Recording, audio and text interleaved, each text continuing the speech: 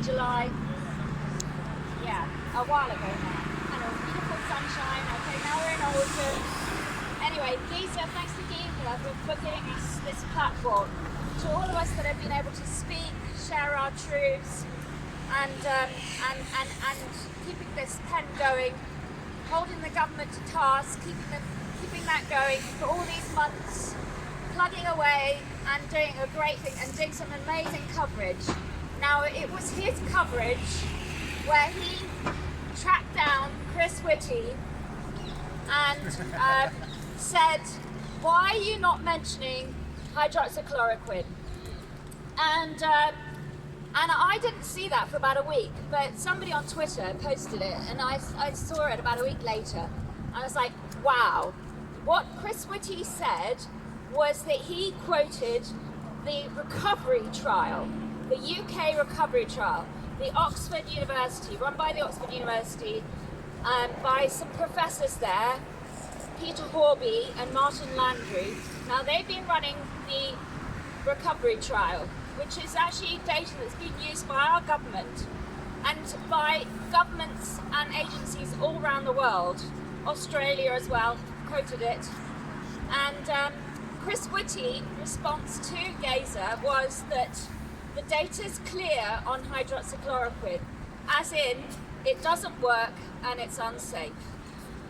Okay? On that trial, they gave mega doses on the first day of 2,400 milligrams. 2,400 milligrams. Now, I am on hydroxychloroquine at 200 milligrams a day, and that is plenty.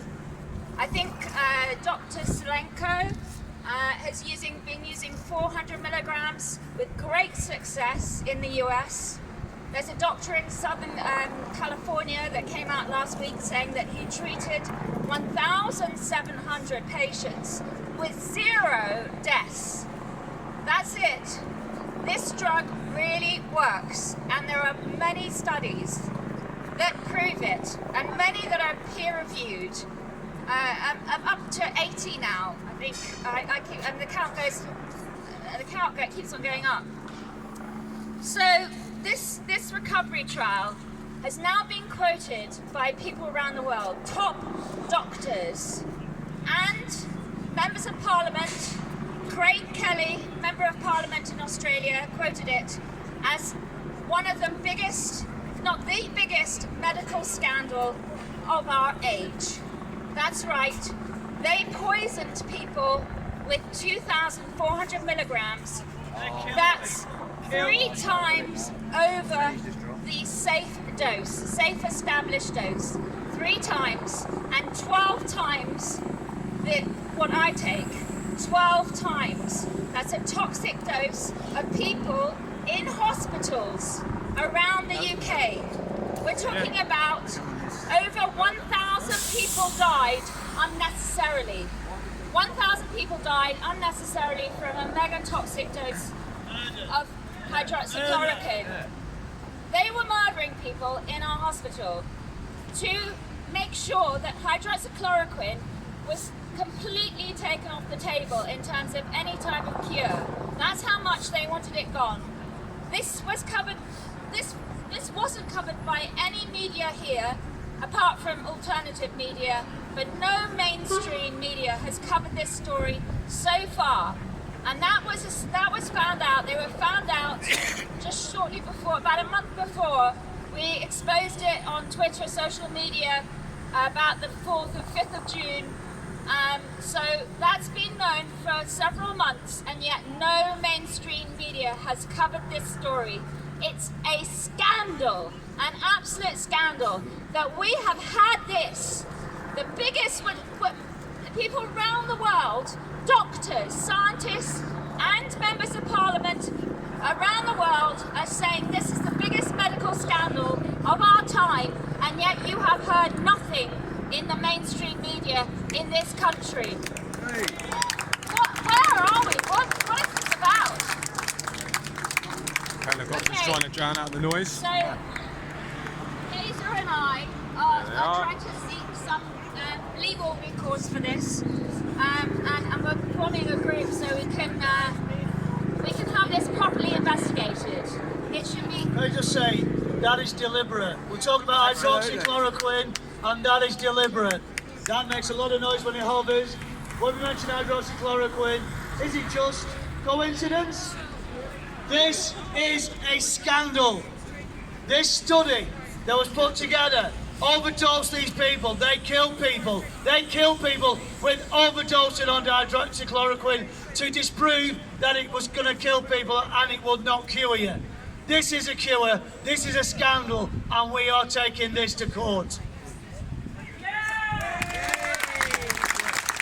Okay, so I just have a quick update on a couple of other things that I came across this morning. Okay, so with regards to masks, I don't know if anyone knew this, but in 2008, Dr. Anthony Fauci,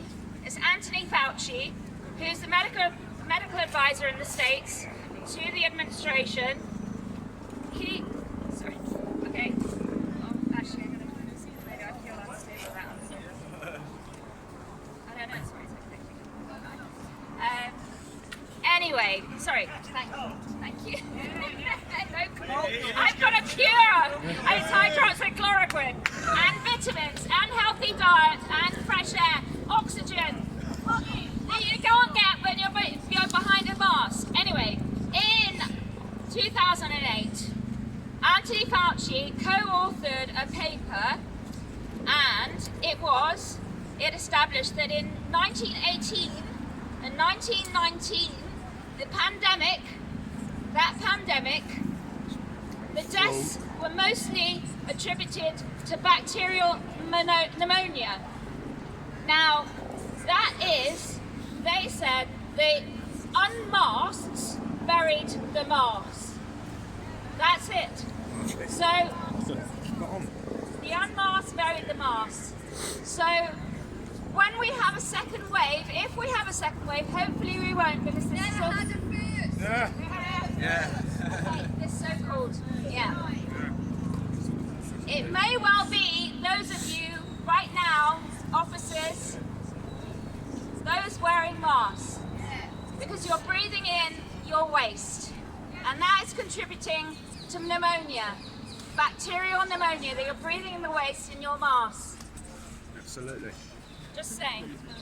Okay, and the other thing that has just come out is that the WHO, the World Health Organization, they have published their charts for the flu for this year. So far this year, they've recorded no cases of flu Why that since March 22nd. COVID's the No cure. cases of flu. So, COVID has either cured the flu, or there's been some huge data manipulation here. But so that's